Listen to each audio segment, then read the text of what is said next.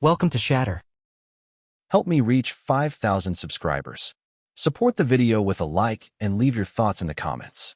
She laughed when she said it. That cold, careless laugh that always hit harder than any argument. You're like a teenager, always needy. I didn't smile. I just looked at her and said quietly, "Cool. I'll ghost you like one." The words left my mouth before I even thought about them. But once they did, I felt the shift, that quiet, irreversible moment when something inside you shuts off. Her expression changed for the first time in months.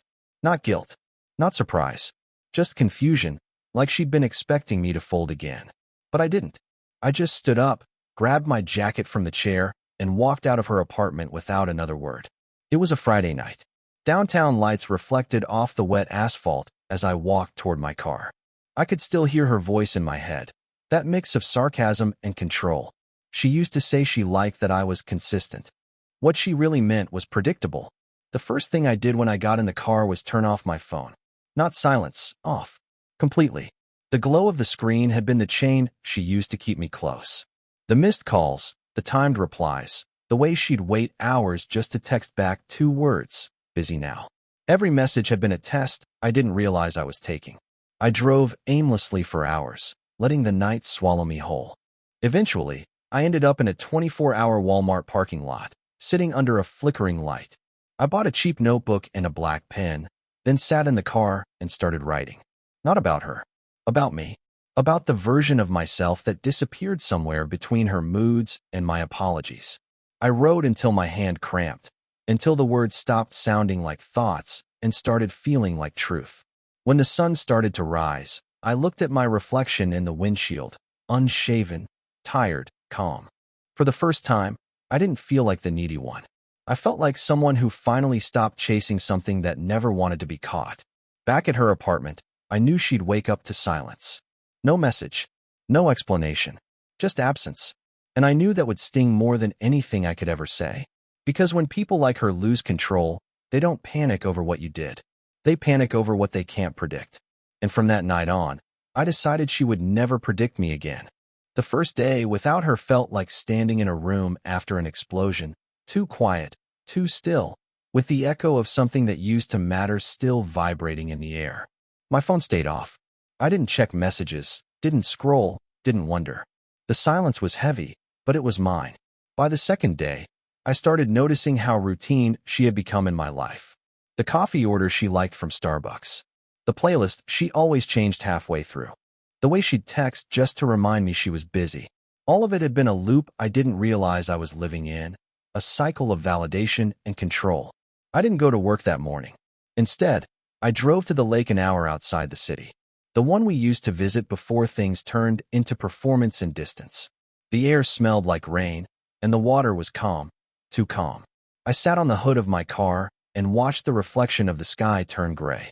For the first time, I wasn't thinking about how to fix anything. I was thinking about how to end it completely. That afternoon, I turned the phone back on. 21 missed calls. 14 messages. The first few were angry, then pleading, then quiet. That's her pattern. She breaks you with distance, then tries to rebuild you with guilt. I didn't reply. I just read the last one. If you want to act like a child, fine. I won't chase you. That made me smile. Because that's exactly what she used to do. Say one thing to hide another. She'd never admit she needed control to feel safe. And I'd never realized I was feeding that need. That night, I packed a small bag. A few shirts, my laptop, that same notebook from Walmart. I didn't tell anyone where I was going. Not because I wanted to run away, but because I needed to see who I was without her shadow hanging over everything. As I pulled onto the empty road, her name lit up the screen again. I let it ring. The sound echoed through the car for a moment, then faded into static. I wasn't sure where I was headed, but I knew what I was leaving behind. The version of me that kept apologizing for wanting to be understood. By the time I crossed the city limits, I realized something strange. She was already calling again. But I wasn't the one she was trying to reach. She was calling the silence. And I wasn't going to answer. I ended up in a small coastal town 2 hours south. The kind of place where no one asked questions, and the air always smelled like salt and gasoline. I rented a cheap room above a diner and parked the car where I could see the ocean. For the first time in months, I slept without checking my phone first. No alerts, no buzzing, no constant reminder that someone was measuring my worth in response time. In the mornings, I'd walk to the pier with a cup of burnt coffee and watch the fishing boats head out. The quiet didn't feel empty anymore. It felt earned. I started writing again, filling page after page in that same Walmart notebook. Not about her, but about the silence. About what happens after you stop trying to prove you deserve peace. 3 days later, I saw her name pop up in my inbox. I don't know how she found it. Maybe through a work contact. Maybe through someone who still thought she cared. The subject line just said, "Talk to me." I didn't open it. I didn't need to. I already knew what it said. It would start with guilt, slide into nostalgia, and end with control disguised as love. That evening, I sat outside the diner watching the sky burn orange over the water when Ryan, a mutual friend, texted me out of nowhere.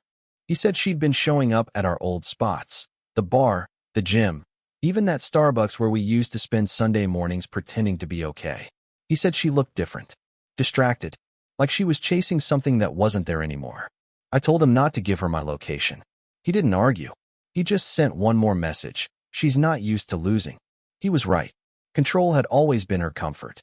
And silence, my silence, was the one thing she couldn't manipulate.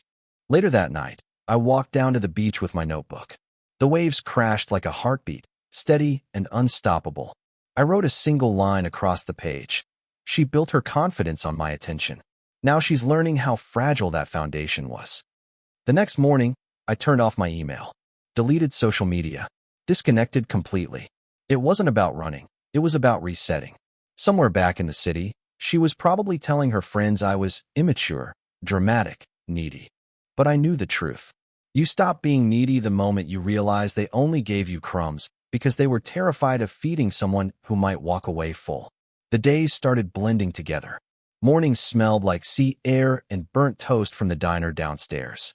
Nights were quiet except for the sound of waves breaking against the shore. It was simple, almost too simple, and that's what made it dangerous. Because simplicity has a way of showing you what chaos had been hiding.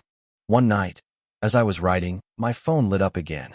I hadn't given that number to anyone new, which meant only one person could have found it. Her message was short. "You really think disappearing fixes things?" I stared at it for a moment, then set the phone face down. I didn't block her. I wanted her to feel what real silence sounded like.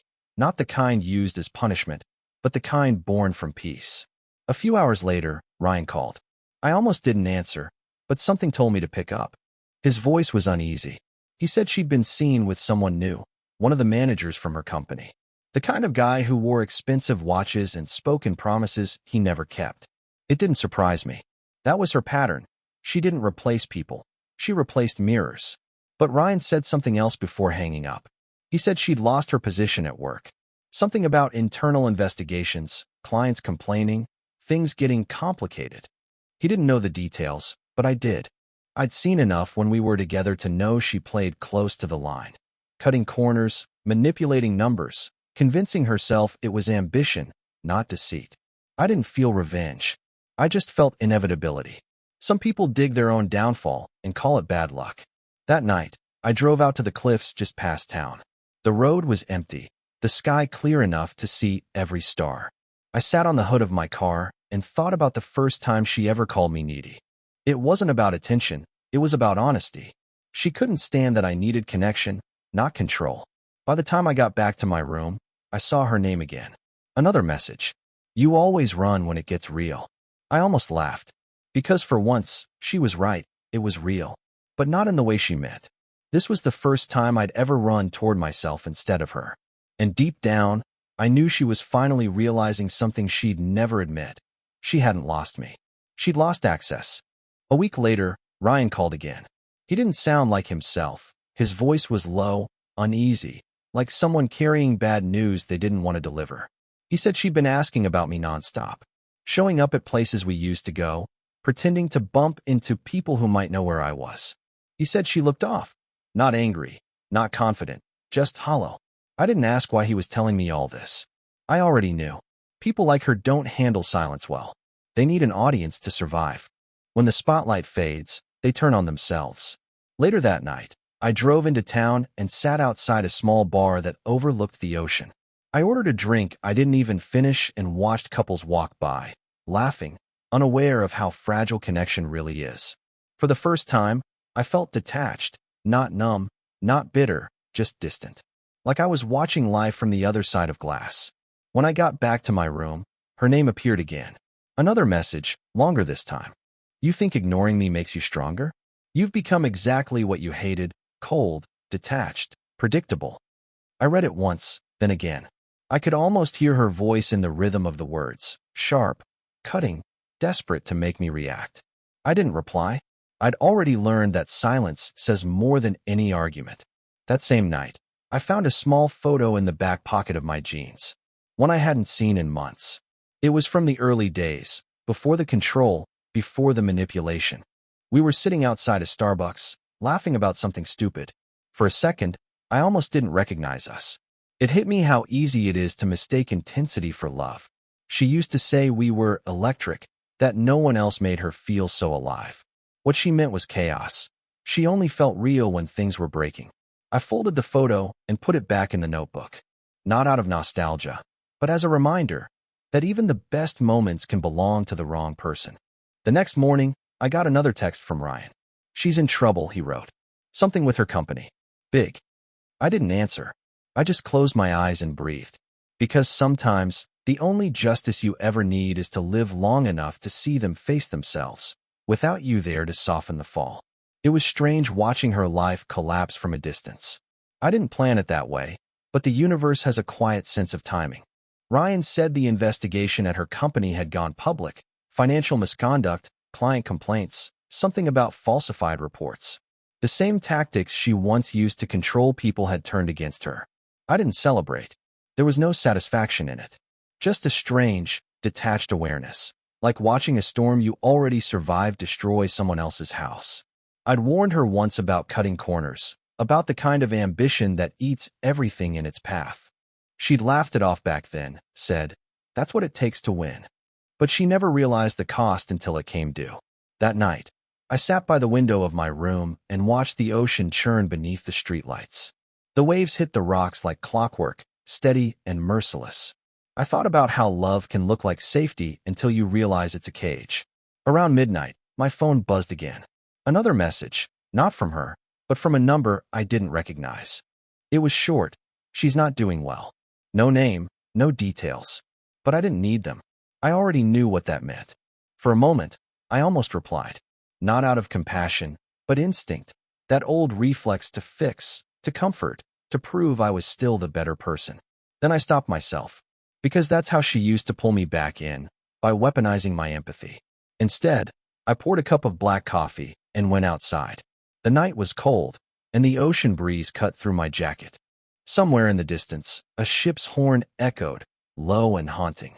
It reminded me of her voice, always calling from far away, always expecting me to come closer.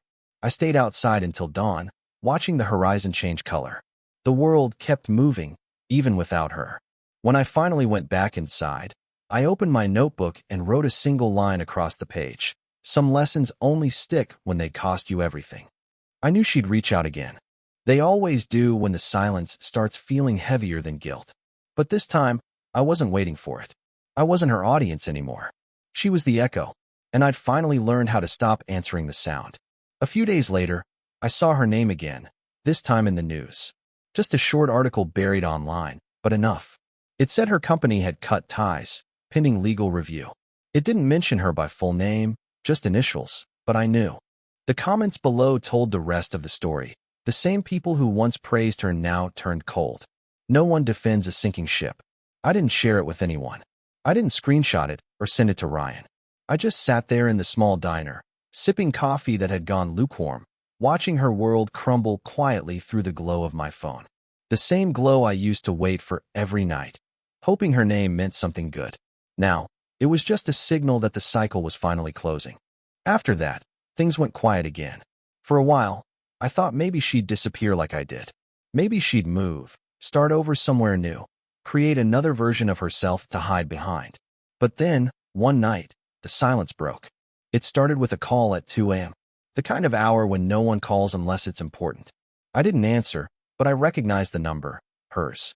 A few minutes later, a voicemail came through. Her voice was soft, shaky.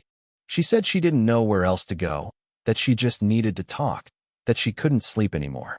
Then she whispered something that stayed with me. "I think I finally understand what you meant that night." She didn't say which night, but I knew. The night she laughed, called me needy, and I told her I'd ghost her like a teenager. I didn't delete the voicemail. I just let it sit there, untouched. Not because I cared, but because it reminded me of how far I'd come, from begging for clarity to choosing silence. The next morning, I went for a run along the shoreline. The world was empty except for the crash of the waves and the sound of my own breathing. Somewhere between the miles, I realized I wasn't angry anymore. She'd become the lesson I didn't know I needed. And maybe that's what growing up really is, learning that closure isn't a conversation. It's the quiet moment you stop reaching for someone who taught you how to disappear. A week passed before I heard from her again. This time it wasn't a call. It was a message, long, raw, nothing like the sharp words she used to throw at me. She said she'd lost her apartment, that most of her so-called friends had stopped answering her texts, that she'd never realized how quiet the world could get when people stopped pretending to care. Then she wrote, "You always warned me about the silence. I get it now." I didn't reply, not because I wanted to be cruel, but because I finally understood what she didn't, that my silence wasn't punishment. It was self-respect, some things you outgrow quietly. That night, I sat outside on the balcony with a cup of coffee, watching the lights fade over the water. The air felt cleaner, sharper, like life was finally breathing again. I thought about how everything had come full circle, how the same woman who once mocked my need for connection was now reaching into the void she'd built around herself. Ryan called again the next morning. He said she'd been asking if I'd come back to the city. He told her he didn't know. And then, after a pause, he said, "She's not the same." I asked what he meant. He said she didn't talk like before. No arrogance, no edge, just emptiness. For a second, I almost felt sorry for her. Almost. But empathy doesn't mean invitation. Sometimes you have to let someone drown in the waves they created. That evening, I drove back to that same Walmart where this whole thing started. Same parking spot, same flickering light above. I sat there for a while, remembering that first night, the way my hands shook when I turned off my phone, the way the silence felt unbearable. It doesn't anymore. I opened the notebook I'd been carrying and wrote a new line across the page.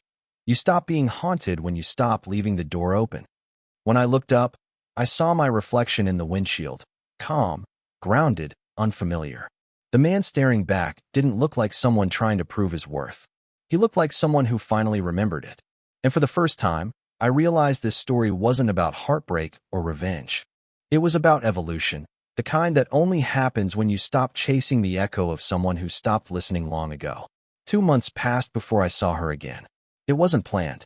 I'd driven back to the city to meet an old friend for dinner, and as I stepped out of the restaurant, there she was, standing across the street, holding a paper cup of Starbucks coffee, staring right at me. The city lights flickered off the glass windows behind her, and for a moment, it felt like time folded in on itself. But then I saw her face. The confidence was gone. Her eyes looked tired, almost fragile.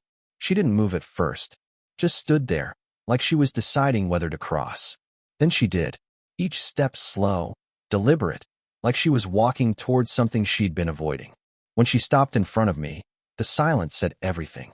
She spoke first. Her voice was softer, quieter. She said she'd been through hell, that she'd lost everything that used to define her. Then she said something I never expected. "You were the only one who saw me. The real me." I didn't answer right away. I just watched her.